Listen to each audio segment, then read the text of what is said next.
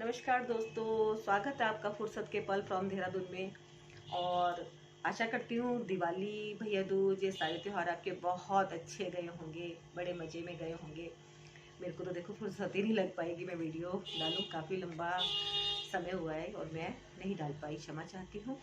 और आप वीडियो को लाइक कीजिएगा अगर आपको अच्छी लगती है। आज मैं आपके साथ एक बहुत ही बेहतरीन चीज़ शेयर करने जा रही हूँ जो मुझे बहुत पसंद आई, और वो है संत रविदास जी की कहानी। आपने एक कहावत तो सुनी होगी, मन चंगा तो कटौती में गंगा। तो ये उसी से ही रिलेटेड है, मेरे को वो बहुत ज़्यादा अच्छी लगी, तो मैं आपके साथ शेयर कर रही हूँ। फुर्सत में बैठी हूँ, मेरे सारे काम निपट गए हैं, तो मैंने सोचा कि इस कहानी को मैं आपके साथ जरूर शेयर कर लेती हूँ। तो क्या हुआ कि जो संत रविदास जी हैं वो जूते का काम करते हैं, मोची का, है ना। और उनके पास एक ब्राह्मण आते हैं, पंडित जी। वो अपनी चप्पल ठीक कराने के लिए उनको कहते हैं कि आप मेरी चप्पल ठीक करो। तो वो चप्पल ठीक करते हैं, उनके जूता चप्पल जो भी रहा होगा, और उसके बाद वो उनको दमड़ी देते हैं, है ना। आपने कहावत ये भी सुनी होगी, एक फूटी कौड़ी नहीं दूंगा, एक दमड़ी नहीं दूंगा, है ना, इस तरह की। तो इसका मतलब पहले कभी दमड़ी चलती थी, है ना। हमें तो नहीं पता, हम तो जब से आए हैं वो रुपये पैसे वगैरह ही चीज़ें चलती हैं। हाँ, 1 पैसे का सिक्का तो मैंने भी इस्तेमाल करा है, 2 पैसे का सिक्का भी मैंने इस्तेमाल करा है, 1 2 3 ये सिक्के चलते थे। उसके बाद वो सिक्के तो गायब हुए, 10 20 के सिक्के भी गायब हुए। खैर, हम अपने वापस पॉइंट पे आ जाते हैं कि उन्होंने एक दमड़ी दी, और दमड़ी देने के बाद उन्होंने ऐसे रविदास जी पूछने लगे उनसे कि आप किधर जा रहे हैं।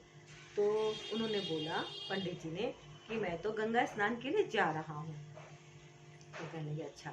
तो उन्होंने उनको वो दमड़ी दे दी और कहा कि मेरी तरफ से आप गंगा मैया को ये दमड़ी चढ़ा देना। तो वो कहने लगे कि अच्छा। वो पंडित जी जो है दमड़ी रख लेते हैं और गंगा स्नान के लिए चले जाते हैं।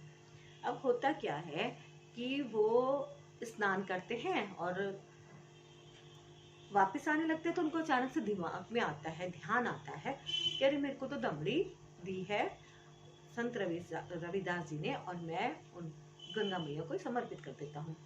तो गंगा मैया को वो दमड़ी को समर्पित कर देते हैं।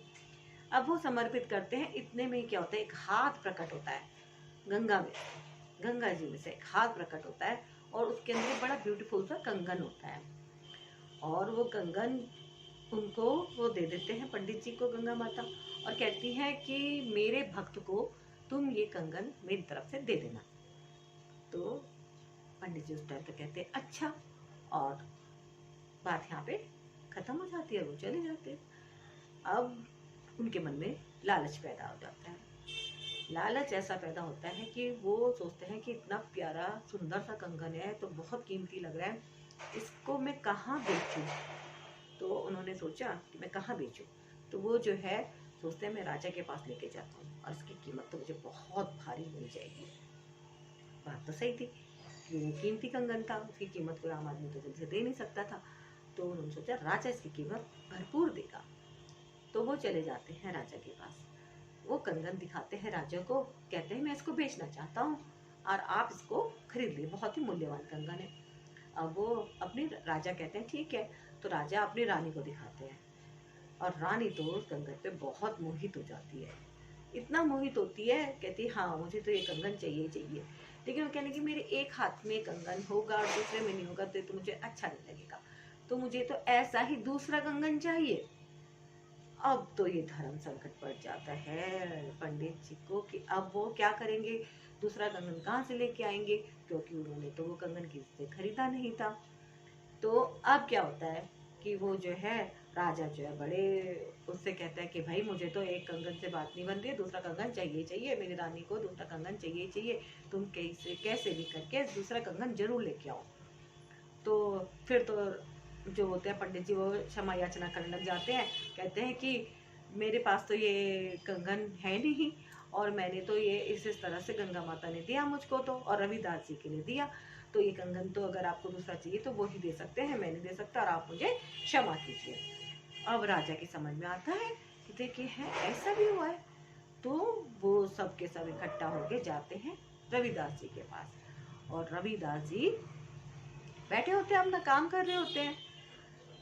तो वो कहते हैं कि भाई ऐसे ऐसे बात हुई है, अब जो है रानी को दूसरा कंगन चाहिए, और जो तुमने दमड़ी दी थी वो तो पंडित जी ने जो है वहाँ पे गंगा में डाली, और सारी बात पंडित जी उनके आगे स्वीकार कर लेते हैं और क्षमा मांगते हैं कि तुम्हारी दमड़ी जो है मैंने गंगा माता को चढ़ाई, और गंगा माता ने एक कंगन दिया बड़ा सुंदर सा, और मेरे मन में कपट आ गया, छल करने की योजना मैंने बनाई, और मैंने जो है उसको राजा को बेचने की उस योजना बनाई कि जिससे मुझे ज़्यादा धन प्राप्त हो जाए। तो वो कहते हैं कि अच्छा। तो कहते हैं भाई अब देखो रानी को दूसरा कंगन चाहिए, और मैं तो देखो प्रकट नहीं कर सकता, तुम ही ला सकते हो गंगा माता से। तो संत रविदास जी कहते हैं कि अच्छा ठीक है। वो क्या करते हैं कि उनके पास ना एक वो होती है, कहते हैं ना कटौती सी, जिसमें ये अपना पानी से मोची लोग वो जूते में यूज करते हैं उसको। तो संत रविदास जी वहीं पे ही कहते हैं, गंगा माता से प्रार्थना करते हैं कि हे गंगा मैया मुझे तो एक कंगन और दे दो। तो बस इतना कहने की देर थी, प्रार्थना करने की देर थी, और उस कटौती में ही जो है गंगा मैया ने कंगन दे दी। ऐसा कहानी में मैंने अभी सुना। और कंगन उसमें आगे काफी सारे, तो उन्होंने एक कंगन उसमें से उठाया और दे दिया कि ये लो।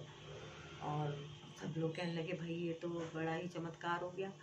तो इसीलिए वो कहावत बनी, मन चंगा तो कटौती में गंगा। समझ में आई आप लोगों की कहानी? किस किस ने इस कहानी को पहले सुन रखा है? सच्ची सच्ची ईमानदारी में कमेंट में जरूर बताइएगा। अगर आपने सुना है तो बताइएगा, और अगर आप पहली बार सुन रहे हैं तो भी बताइएगा। और आपको ये कहानी कैसी लगी, है ना? अगर अच्छी लगी तो लाइक अवश्य कीजिएगा, और अगर आपने अभी तक चैनल को सब्सक्राइब नहीं किया है तो कर लीजिएगा, ताकि मुझे मोटिवेशन मिले और मैं अच्छी अच्छी वीडियो बनाऊं, है ना? तो मिलती हूँ मैं आपसे अब नेक्स्ट वीडियो में। अच्छी लगे तो शेयर कीजिएगा, है ना? चलिए, नमस्कार।